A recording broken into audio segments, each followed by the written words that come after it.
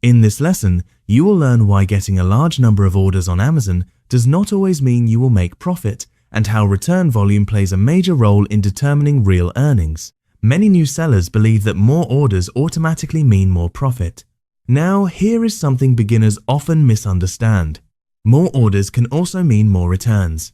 When the number of orders increases, the number of potential returns may also increase. Returns can lead to refunds, damaged inventory, additional shipping costs, and other operational expenses.